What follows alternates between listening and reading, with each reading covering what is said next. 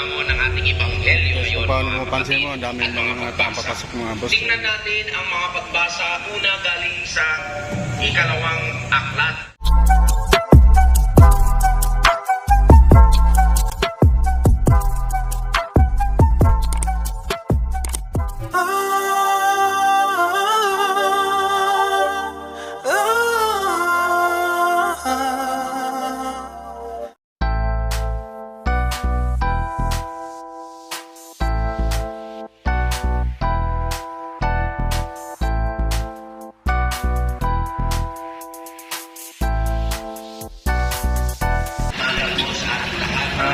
Good morning ulit mga boss. Dito pa rin tayo sa harapan sa parting Baclaran.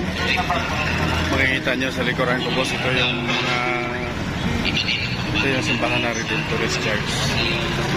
Yan, sa likuran. Dito na tayo sa loob mga boss. Dito na tayo sa loob ng Baclaran compound. Ayan, makita niyo mga boss. Dami mga taong papasok dito sa area na to. Ito po ang hamon ng ating ebanghelyo ngayon. Paano mo pansin mo, ang dami mga taong papasok mga boss. Tingnan natin ang mga pagbasa una galing sa ikalawang aklat ng hari. Experience ni Naaman. Ayan boss, makita niyo maraming taong mapapasok. Syrian commander. Labas. Pinuno ng Mga bikers natin, mga kapwa natin bikers. At nagkaroon po siya ng sakit na keto o sakit sa balat. Alam niyo mga kapatid, Alam na itong Redemptorist Church or Baclaran Church. Andito yung dambana ng ating mahal na inang Saklulo. Dahil pinaniniwalaan na ikaw ay madumi o di kaya Dito ikaw ay siya nette o matagpuan sa yung loob mayroong ng ginawang Baclaran Church. napakalaking kasalanan. Kaya yung sakit sa balat na iyan ay tanda na ikaw ay Ayan mga idol. Kaya wala. Punta pa tayo doon mga idol para masalahan din ng gusto yung mga Baclaran Alala Church. yung servant nagsabi sa kanya, Naaman, pumunta po kayo kay Eliseo, isang kilalang propeta, at kayo ay sumuli sa kanya. Kaya si Naaman pumunta sa Ayan, palapit na tayo sa mismong simbahan mga boss. Naaman, ikaw ay panalo Kaya tayo malapit na tayo. magkumpisa Kaya kung mapansin niyo, yan yung sa ilog Jordan. Redemptorist Church o Baclaran Church.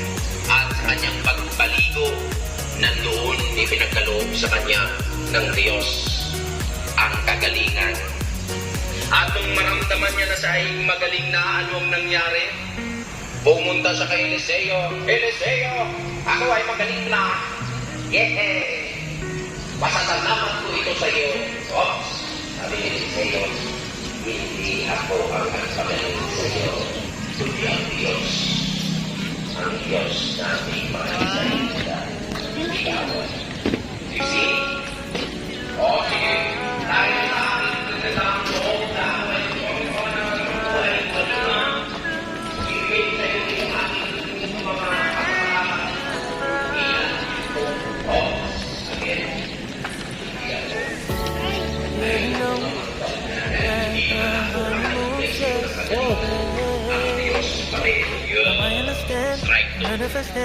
Sige po, Eliseo, salamat po.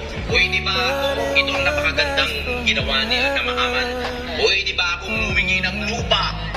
Ikakarga ko sa 2 kong kabayo at pabalik sa Syria. At ito ay magtatanda na wala ng ibang Diyos na makapangyarihan sa lahat na dapat kong papurihan araw-araw, kundi Diyos ng Israel. Oh, di ba? Napakaganda. Out of negative, hindi pinunihan ang sarili, kundi na-confirman na Diyos na makapangyarihan. Kaya, ibang tama, sino ang makapangyarihan natin? Sino ang ating nangyayari?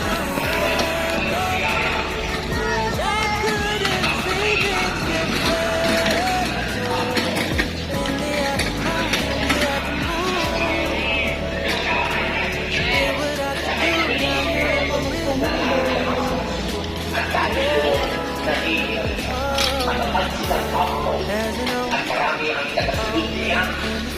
at siya ay pinapahurihan. Pero pinapakatawa ng ating San Pablo, hindi ako ang inyong sundan. Ang sundan ninyo, ang Diyos na nag-alay ng kanyang buhay. Tubag bilang gagawin. Yan yung sundan. At doon ang kaparihan ay magsusuri sa kanila. O ikaw, gumaling ka na. O ikaw, madumi ka pa. Balik doon sa labas ng gate. Ikaw, malinis ka na. Bumalik ka na sa komunidad mo. At pasalamatan ng Diyos sila ang nagtatanda. Kaya nung mag-witness ang 10 Demogen, sinabi niya, pumunta kayo sa sacerdote. Sa kanilang katuwaan, pumunta sila doon, naglalakad. At hindi nila napapansin na sila ay bumalik na. Yung siyang very excited na bumalik dahil ang isip nila ay bumalik agad sa komunidad, di ba? Pero yung isa na Samaritano, foreigner, hindi nagasunod ni Kristo, nang makita niya, nawala na ang sakit niya na balat. Immediately, bumalik siya kay Jesus at lumuhod at nagsisigaw, purihin ang Diyos, purihin ang kanyang ngalan, sapagkat ikaw, Panginoon, ang nagpagaling sa akin. Doon mismo, hindi lang siya pinagaling ng sakit niya sa balat. Pero, siya mismo ay pinagkalooban ng Diyos sa ano? Dahil sa iyong pananampalataya, ikaw ay naligtas. When we go back to the Lord to say, Lord, we praise you and thank you.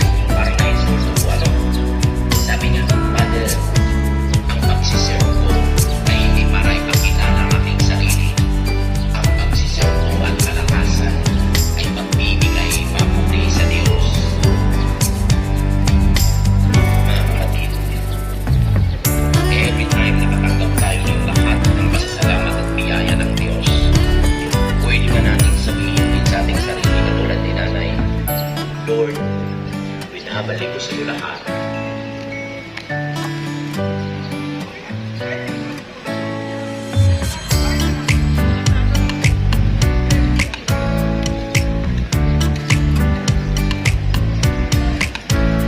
Tanda na binabalik natin ang pasasalamat sa Diyos at sa isa't isa. Sabay-sabay natin ipahayag ang ating pananampalataya. Mga sampalataya sa Diyos, mga makapangyarihan sa lahat, na may gawa ng langit at lupa. Sumasampalataya ko kay Kristo, isang anak ng Diyos, Panginoon natin lahat. At natawag ang kanyang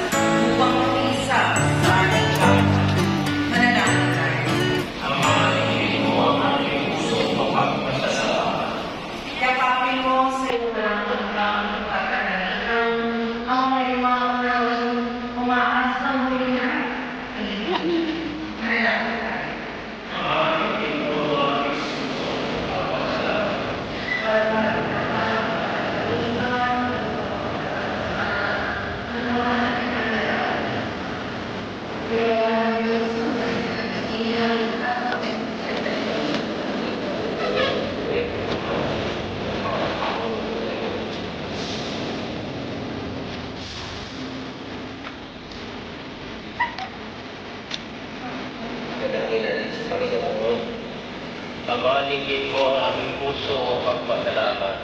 Kapasalamat tayo sa Diyos. Patuloy na tayo binibigyan. Pagkakataon na bigyan siya ng papuri. Tayo ang dapat ni